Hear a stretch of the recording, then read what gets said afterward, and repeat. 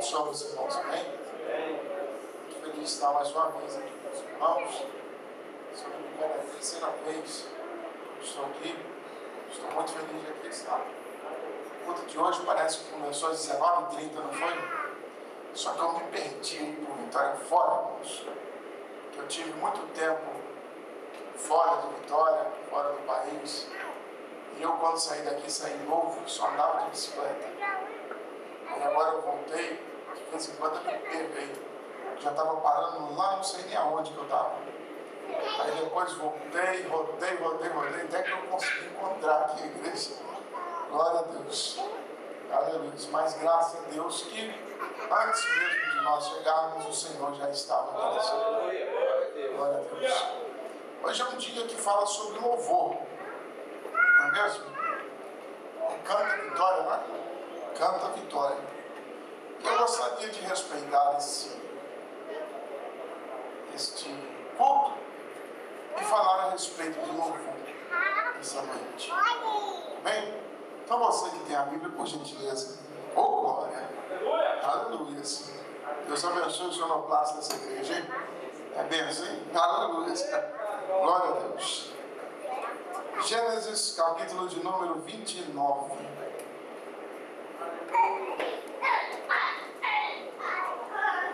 Eu vou falar sobre a importância do louvor.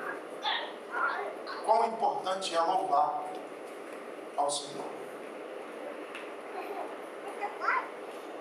Versículo de número 32.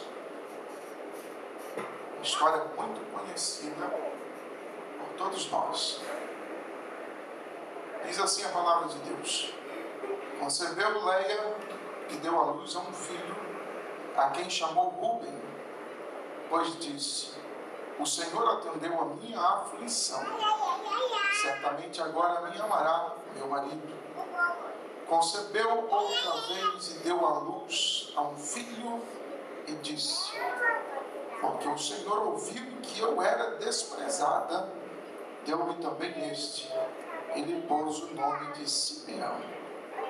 Concebeu ainda outra vez e deu à luz a um filho e disse: agora, esta vez, se unirá meu marido comigo, porque 3 filhos lhe tem dado. Por isso lhe chamou Levi. De novo concebeu e deu à luz um filho e disse: esta vez louvarei ao Senhor. Por isso lhe chamou Judá e cessou de dar à luz.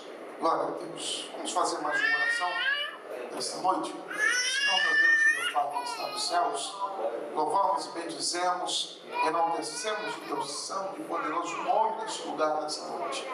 Jesus querido, viemos lhe pedir que o Senhor venha falar conosco por intermédio da tua palavra nessa noite. É o que nós te rogamos, Deus, em nome do Senhor Jesus, que ela possa nessa noite nos consolar, nos exortar, nos edificar, fazer conforme lhe apraz, conforme o beneplácito da tua vontade neste lugar, em nome de Jesus. Amém e amém. Muito obrigado por poder nos sentar.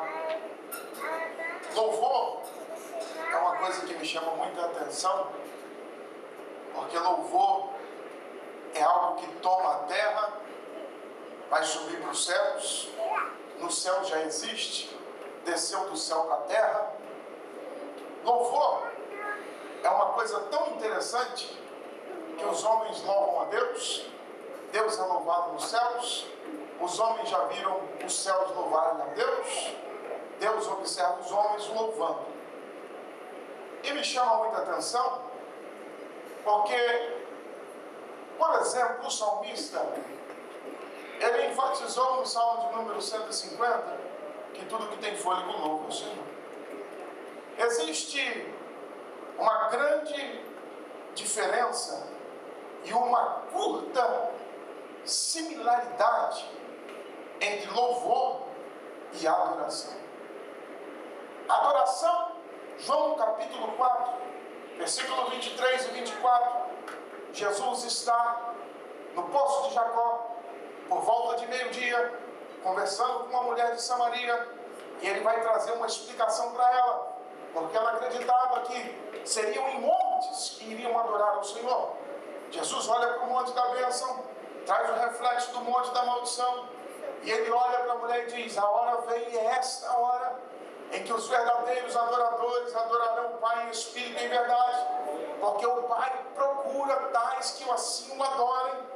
E aí eu vou começar a entender que desde Gênesis a Malaquias, eu olho para o Velho Testamento e todas as passagens que eu leio a respeito de adoração, eu vejo o ser humano se inclinando, se curvando diante de Deus. Quando eu olho para Mateus até Apocalipse, eu consigo ver e entender que o homem começa a se aproximar, a beijar com o ósculo santo do Senhor, simbolizando a adoração naquele instante, naquele momento. Eu começo a observar que a adoração é muito mais do que louvor. Eu começo a ver que nem todos que louvam adoram, mas começo a entender que todos que adoram, louvam ao Senhor. E é isso que Jesus está explicando à mulher que estava lhe questionando às 6 horas judaicas, meio-dia do nosso horário, perguntando a Jesus que o homem natural estava com fome, mas o Jesus, Deus, estava explicando para aquela mulher: a hora é essa que os verdadeiros adoradores vão ser encontrados por Deus, porque Deus está procurando por eles. Aleluias! E aí eu vou começar a entender que existe uma distância muito grande entre louvor e adoração, mas também existe uma particularidade muito grande entre adoração e louvor, porque eu já disse, nem todo que louva adora, mas todo adorador tem fruto nos lábios que confessam o nome do Senhor. Aleluia, conforme está escrito em Hebreus. Existe essa grande diferença e existe essa particularidade. O salmista diz que tudo que tem fôlego louva o Senhor. Louvar ao Senhor é enaltecer a Ele, é engrandecer a Ele, é trazer honra para Ele. Jesus, como ensina a oração do Pai Nosso, não para se tornar uma repetição, mas como ensino de 6 coisas que nós precisamos ter na nossa oração. Jesus começa com adoração, termina com louvor. Jesus colocou em parte a adoração, vai terminar com louvor. Por quê? Porque todo aquele que adora, louva a Deus. Existe essa diferença que me chama muita atenção. E um adorador louvando ao Senhor faz com que Deus se manifeste nos céus, no meio de sua igreja, no meio do seu povo. Aliás, a Bíblia diz nos Salmos que o Senhor, Ele habita no meio dos louvores de Israel. Aleluia. É um texto muito implícito, muito difícil de se compreender. A habitação, o lugar onde se está. Por quê? Porque Deus se manifesta quando alguém está louvando e engrandecendo o nome dEle, como estamos fazendo aqui nessa noite. É muito interessante observar e entender que louvor é trazer honra. Mas nós usamos o louvor com a música, com a melodia, porque existe um homem na palavra de Deus, segundo o coração de Deus, que trouxe esse incremento no meio de uma das tribos da nação de Israel, a tribo dos levitas. É texto muito conhecido, então vai me facilitar explicar para os irmãos. Aleluia. Davi, que descendia da tribo de Judá, era rei de Israel, e ele confeccionou com suas próprias mãos alguns instrumentos de corda. Davi, antes de morrer, ele fez um projeto para construir o templo do Senhor. Antes de morrer, Deus não lhe permitiu que construísse esse templo, mas Deus lhe permitiu que projetasse esse templo. Davi então cria e organiza o serviço que vai ser estabelecido nesse templo. E para os levitas, ele dá a obrigação de usar os instrumentos de corda que ele criou e a obrigação de louvar ao Senhor com música, conforme nós fazemos aqui nessa noite, conforme nós fazemos diante da presença do Senhor. Davi teve essa capacidade. Ele conseguiu introduzir dentro do serviço dos levitas na casa do Senhor a música, o louvor, a honra. Ou seja, Davi estava trazendo para aqueles que adoravam a faculdade de louvar. Aleluia. Que é muito importante para a minha vida e para a sua vida. Sem louvor, sem adoração, não tem como nem sentir a presença de Deus. Aleluia. Porque Deus nos criou com 2 objetivos: adorar e servir ao o nome dele, e esses dois objetivos fluem em louvor diante da face dele. É impossível dizer que sentiu a presença dele, é impossível dizer que serve a ele sem o louvar, sem o adorar. E se nessa noite você está disposto a servir, comece a adorar e engrandecer o nome dele. Aleluia.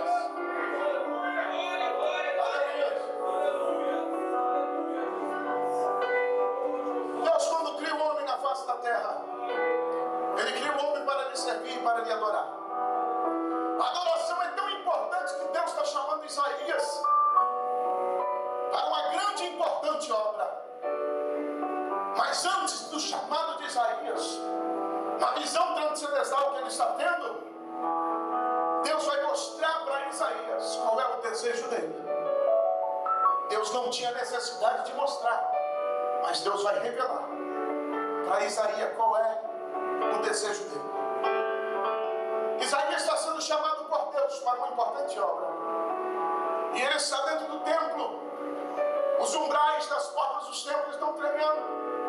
Ele está observando e vendo que tem um ser poderoso, onipotente, tão grande, tão majestoso, que ele está sentado lá nessa visão. Mas o cetro dele, a orla do seu vestido, está enchendo toda a terra que Isaías está vendo. Ele está observando que o Deus é tão grande que ele está vendo que a terra está cheia da sua glória. Aleluia. Isaías está olhando e ele olha mais acima e ele vê que acima desse trono existem seres angelicais que têm 6 asas. 2 eles estão cobrindo os pés, 2 eles estão voando e 2 estão cobrindo o rosto. Eles não estão tocando no mesmo lugar que o santo está sentado. Eles não estão conseguindo ver o reflexo que está saindo do lugar onde aquele está sentado. Ele mesmo. E Isaías está olhando e está observando. E ele está vendo que nos céus, esses seres angelicais, serafins, eles estão dizendo: Santo, Santo, Santo é o Senhor dos Exércitos, e a terra está cheia da sua glória. Presta atenção que Deus está chamando Isaías para uma obra. E Deus está dizendo qual é o desejo do chamado dele. Deus está chamando Isaías para uma obra. Isaías exclama: meu Deus, eu vou perecer. Já estou perecendo, porque sou um homem de lábios impuros e vivo no meio de um povo de impuros lábios. Um desses serafins com Atenais tocou nos lábios dele, tirou a sua impureza. E depois surge uma pergunta: a quem enviarei? Quem há de ir por nós? Preste atenção que Deus está chamando Isaías. Olha a importância da adoração. Olha a importância do louvor. Porque quem adora, louva. Nem todo que louva, adora. Mas quem adora, louva. Olha a importância. Deus está dizendo para Isaías: eu tenho uma obra para você realizar. Eu estou intervindo na sua vida e vou mudar o que está impedindo você de fazer essa obra. Mas preste atenção que a primeira coisa que você viu foi os serafins me adorando. Aleluia. Preste atenção, Isaías, que você tem uma importante obra para fazer. Mas o mais importante da obra é anunciar que a glória é minha, o poder é meu, santo sou eu.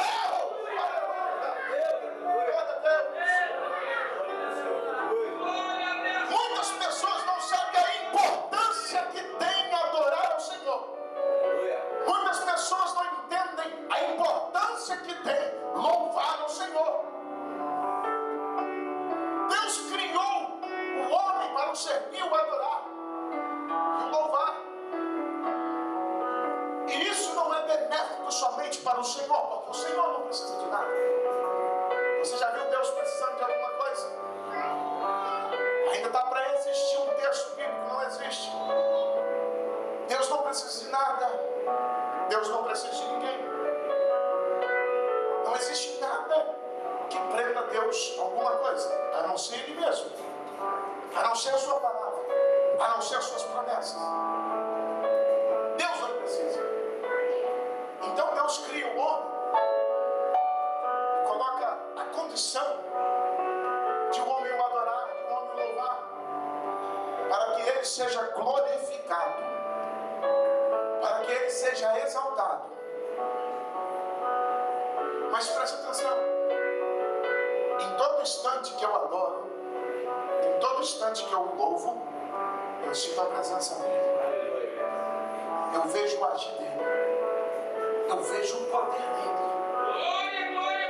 O salmista que está escrevendo o Salmo de número 150, ele está me informando aonde eu devo adorar, a quem e por que devo adorar e como devo adorar, melhor dizendo, louvar. E eu preciso compreender e entender que a partir do momento que eu adoro ao Senhor, que eu louvo ao Senhor, batalhas são vencidas, aleluia, grilhões são arrebentados, prisões são abertas, o céu é revelado. A partir do momento que eu decido adorar, o nome dele é glorificado e exaltado. Mas o maior beneficiário da adoração e do louvor sou eu, que sinto a presença, o poder e a graça dele. Adoração, louvor não é favor para Deus, é recurso de Deus para a minha vida, para me sair do buraco, para me sair da condição de aflição, desprezo e humilhação, para sair para um lugar excelente na presença dele. Aleluia. Louvor e adoração é algo que tem que permear a minha vida em todo instante que ela existir. Eu não posso me esquecer da adoração, eu não posso me esquecer do louvor, porque o louvor que é dele, é para ele, vai me beneficiar. Aleluia. Adoração e louvor é alimento para mim. Deus me fez com essa condição. Todos nós somos seres espirituais, mas temos em nós o espírito de vida que Deus assoprou em Adão. Todos nós não temos como fugir dessa realidade. É por isso que existe fora das cercanias da igreja pessoas que procuram outros tipos de religião, pessoas que não conseguem ocupar o vazio que existe dentro do seu ser, pessoas que precisam estar em psicólogos o ano todo, pessoas que precisam recorrer à psiquiatria, pessoas que precisam estar em hipnose e psicanálise, pessoas que precisam de subterfúgio para preencher um lugar que não conhece, um lugar que é de Deus, pertence a Deus e somente dele. Aleluia. A adoração, o louvor completa a minha vida, completa a sua vida. Aleluia. Quando você observar alguém na igreja que está se lamentando, está passando na prova, está murmurando, está questionando, está dizendo que não aceita, está dizendo que não concorda, é porque ele já esqueceu de adorar tem muito tempo, já esqueceu de louvar tem muito tempo. Porque quem adora, quem louva, pode estar na prova, na aflição, na luta, mas se alegra porque Deus se manifesta na vida dele. Aleluia. Glória a Deus.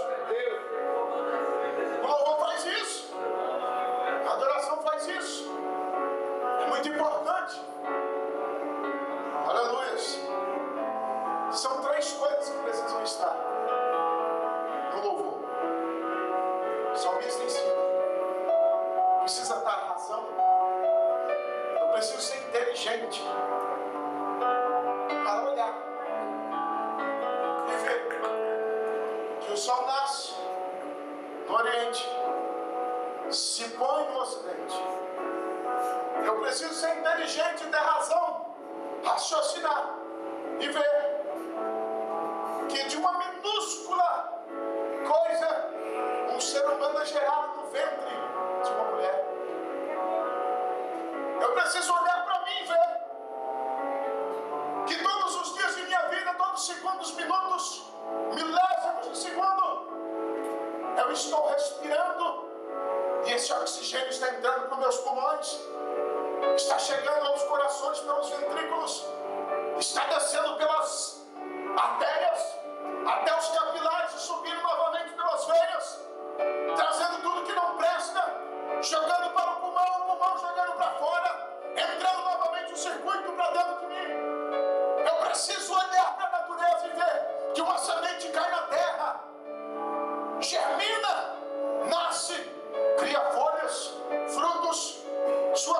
transformam o que eu jogo para fora em coisa boa. Eu preciso olhar para os céus à noite e ver as estrelas que permanecem nos ares de uma forma gasosa. Eu preciso olhar e ver que a lua, uma grande lâmpada que existe à noite para iluminar a noite, aleluia, está no seu lugar todos os dias, desde que eu nasci até o dia de hoje.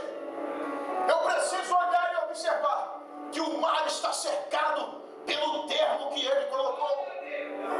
Eu preciso olhar e ver que existem fios de cabelo da minha cabeça, e ele sabe que esses fios, quantos caem por dia, aleluia. Eu preciso olhar e ver que esse Deus que eu sirvo, eu tenho que ter inteligência para servir. Eu preciso raciocinar e ver que ele ainda tem nas balanças o peso de todos os montes que a terra tem. Eu preciso olhar para esse Deus e ver que ele olha para baixo e chama cada estrela pelo nome dela. Aleluia. Eu preciso olhar para esse Deus e ver que durante 360 dias a terra passa pela transladação e passa pela sua rotação. Eu preciso ver e olhar que existe um Deus, que os trovões chegam diante dele e batem continência diante da presença dele. Aleluia. Eu tenho que ser inteligente. Eu preciso olhar tudo isso e dizer: existe alguém acima de mim, superior a mim, que tem poder. Aleluia. Tem muita gente que louva e não adora, mas o adorador sabe que quem está acima dele é Deus. É o Deus de Abraão, é o Deus de Isaac, é o Deus de Jacó. Aleluia. A adoração e o louvor faz a diferença no nosso meio, em nossas vidas. O texto que eu li é um texto muito interessante, porque mostra qual a importância do louvor para quem adora o Senhor. A Bíblia diz, me ensina que eu preciso ter razão para louvar. Eu preciso ter sentimento para louvar. Eu preciso ter confissão verbal para louvar. Está escrito que são os frutos dos lábios que confessam. Tem que sair para fora. Não dá para ser só um intelecto. Não tem como ser só na mente. Para adorar, para louvar, tem que ser com inteligência, tem que ter sentimento e tem que sair para fora. Não tem como adorar com inteligência e com sentimento. Está escrito em Hebreus: tem que adorar, tem que ter razão, tem que ter sentimento e tem que verbalizar, tem que confessar, tem que ter fruto de lábios para dizer que Ele é Deus e que é santo. É muito importante porque talvez a tua vida, você que veio aqui nessa noite, ela está de uma forma difícil. E talvez os simples gestos de adorar, de louvar, pode mudar a história da sua vida. Aleluia. Aleluia. A nossa vida depende de nós. Nós dependemos de Deus. Tudo está no controle dele. Tudo está nas mãos dele.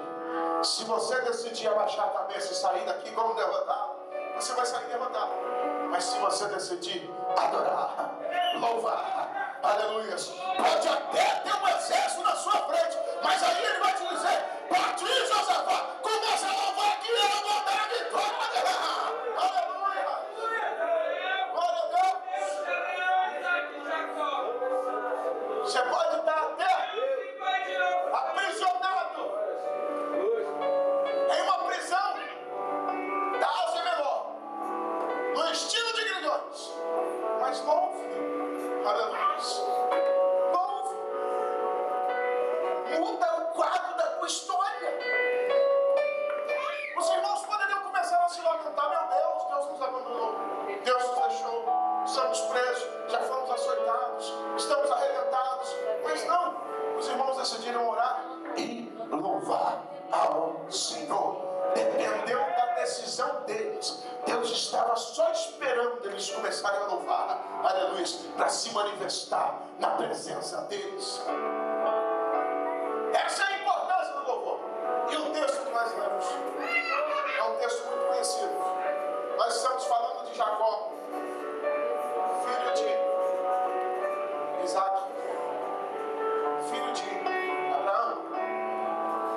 os 3 patriarcas que a Bíblia menciona nessa época. Abraão saiu da terra de Ur dos Caldeus, foi morar para uma terra onde Deus havia lhe prometido. Abraão teve 8 filhos. O seu primeiro foi com a serva de sua esposa Agar, Ismael. Seu segundo filho foi com a sua esposa legítima Sara, Isaac. Mais 6 filhos ele gerou do seu segundo casamento após a morte de Sara, com Ketura. Mas existia um filho que era o filho da promessa, Isaac. Este homem casou-se com Rebeca e ele teve 2 filhos gêmeos, Esaú e Jacó. Saiu o primeiro do seu ventre, do ventre de sua esposa, Esaú. Logo após saiu Jacó, agarrado ao seu calcanhar, ao seu pé. A Bíblia conta que esses 2 jovens cresceram, viram o poder de Deus, a grandeza de Deus na vida de seu pai Isaac.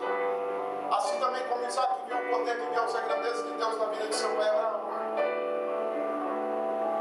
Agora Isaac está com 2 jovens dentro de casa. Já estão passando da juventude.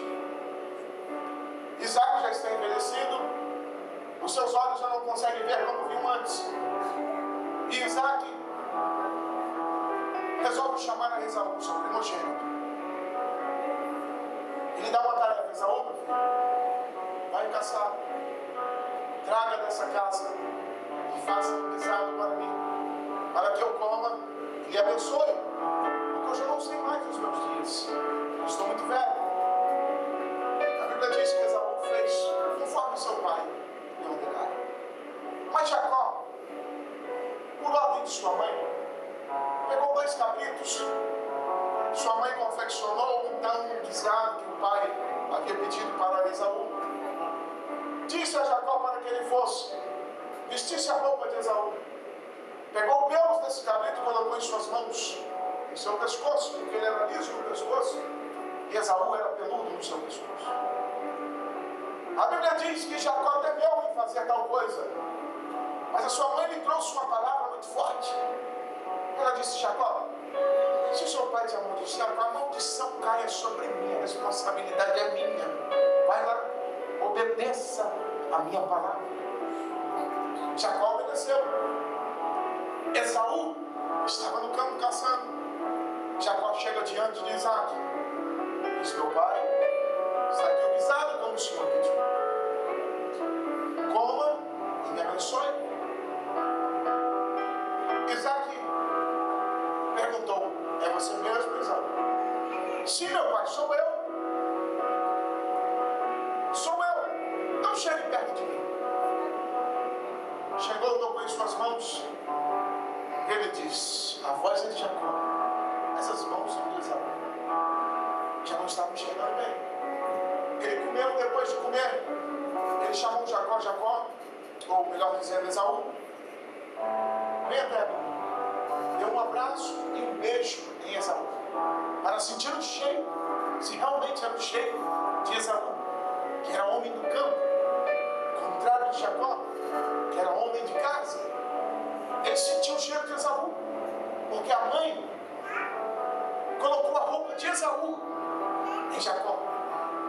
Ele, após sentir o cheiro, ele não teve mais dúvida, e ele abençoou a Jacó.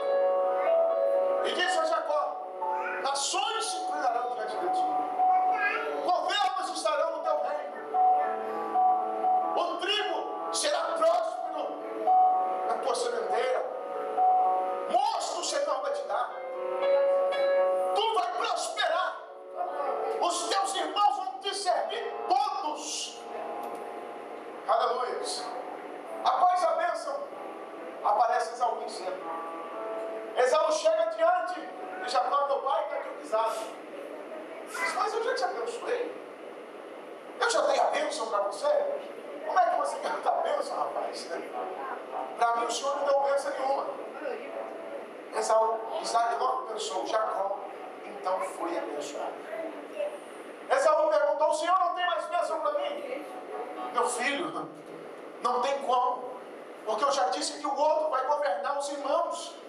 Eu já disse que o negócio é com ele, a vitória já é dele, não vai ter como. A única coisa que eu posso te dizer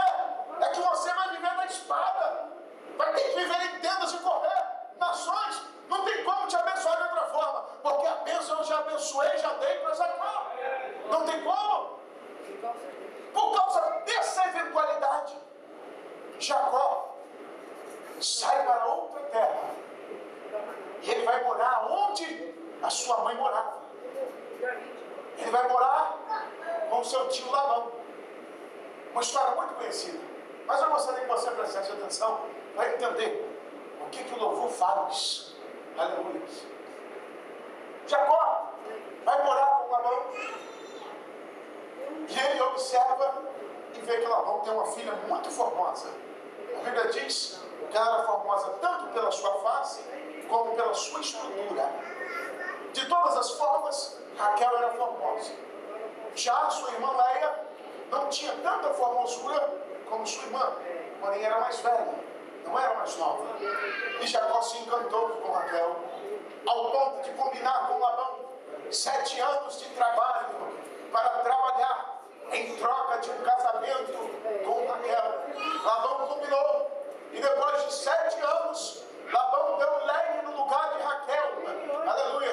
Porque existe um texto bíblico que foi escrito muito depois disso, mas o Deus era o mesmo, já lá na história de Abraão, de Isaac e de Jacó, que diz que o que o homem semear, ele vai colher. Aleluia. Se plantou feijão, não tem como colher milho. Se plantou maçã, não tem como colher pera. Se plantou maçã, é maçã. Banana é banana. Se plantou feijão, é feijão. Aleluia. Jacó plantou com o pai dele, vai colher com o sogro. Aleluia. A Bíblia diz que depois da noite de núpcias, Jacó olhou e falou: essa não é Raquel, não. Essa aqui é Leia. Misericórdia. O que está acontecendo? Labão me enganou. Ele chegou para o seu sogro: o senhor me enganou. Eu trabalhei 7 anos para ter Raquel. E o senhor me enganou. Labão disse para ele: na nossa terra é diferente, rapaz. Na nossa terra primeiro vai casar a mais velha, depois que a mais nova. Preste atenção nessa cena. Leia foi imposta como mulher de Jacó. Ninguém perguntou para ela se ela queria casar com Jacó. Ninguém chegou para ela e disse: olha, você quer? Você aceita? Você gostaria de tomar o lugar da sua irmã e casar-se com Jacó? Ela foi imposta por seu pai. Labão disse: tudo bem, meu filho, vamos fazer o seguinte: depois da semana de núpcias que você tiver com Leia, eu vou te entregar Raquel por mais 7 anos. E você vai trabalhar para mim. A Bíblia diz que isso aconteceu com Jacó. Nesse intervalo de 7 anos que trabalhou, mais 7 anos que trabalhou, mais 6 anos que ficou com seu sogro, Jacó permaneceu 20 anos no lugar aonde estava o seu sogro. Nesses 20 anos, 14 anos, ou melhor dizendo,